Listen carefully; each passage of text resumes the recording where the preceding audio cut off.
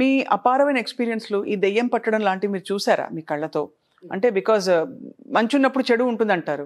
ఒక మనిషికి ఇలాగా ఆడ్ బిహేవియర్ వచ్చేసి గొంతులు మారిపోయి ఇట్లాంటివి చూసారా మ్యామ్? చూసానండి. ఇదేంటంటే దీన్ని పొసెషన్ సిండ్రోమ్స్ మన ఇండియన్ కాంటెక్స్‌లో ఏంటంటే పొసెషన్ సిండ్రోమ్స్ అంటారు. వాళ్ళంటే పొసెషన్‌లో దేవుడి మీదకొచ్చినట్టు వస్తారు. అంటే దేవుడు వచ్చి అంటే సపోజింగ్ ఒక లేడీ ఉంది. ఎందుకు నిన్ననే ఒక ఆయన వచ్చారు.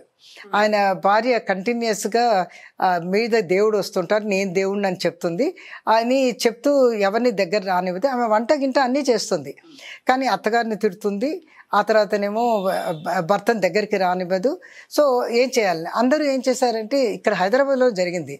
అందరూ చుట్టాలంతా వచ్చి ఆవిడకి దండం పెట్టడం, కొబ్బరికాయలు కొట్టడం అన్నీ చేశారట. చేసే కొద్దీ అది ఇంకా ఎక్కువైపోయింది. సో అతనికి అప్పుడు అనుమానం వచ్చింది, ఇదే సైకలాజికల్ ప్రాబ్లం లాగా. చదువుకున్నవాడు, అందుకు నా దగ్గరకు వచ్చాడు.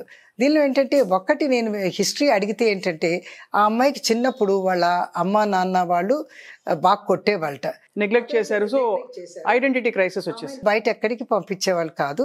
అతను little bit of sexual abuse కూడా జరిగిందని అతను చెప్పాడు. ఆ తర్వాత ఏంటంటే వచ్చిన తర్వాత వాళ్ళ కమ్యూనిటీలో ఏంటంటే వాళ్ళు ఎక్కడ బయటకు పోనివ్వరు అనమాట. కాబట్టి ఈ అమ్మాయి చిన్న వయసులోనే పెళ్లి చేసుకొని వచ్చింది. 18 ఏళ్ళకు పెళ్లి చేసుకుంది. ఇప్పటికీ ఆవిడకి ఆఫ్టర్ 48 ఏళ్ళు ఆమెకి. ఆమె నేను చూడలేదు, కానీ ఆమెకి ఏంటంటే అత్తగారు మామగారికి చెప్పి కానీ బయటకు వెళ్ళకూడదు. ఆ తర్వాత చెప్పిన చోటుకే వెళ్ళాలి. ఆ తర్వాత సినిమాలకి భర్తతో వెళ్ళకూడదు. ఇట్లాంటివన్నీ ఉన్నాయి. ఆడవాళ్ళే వెళ్ళాలి. ఇలాంటివన్నీ పెట్టేటప్పుడు అమ్మాయికి ఏంటంటే నేను పెళ్ళి కాకముందు నేను ఏమి ఎంజాయ్ చేయలేదు, పెళ్ళైన తర్వాత నా జీవితం ఇట్లా అయిపోయింది అని ఏంటంటే ఆమె చాలా రిలీజియాసిటీలోకి వెళ్ళిపోయింది.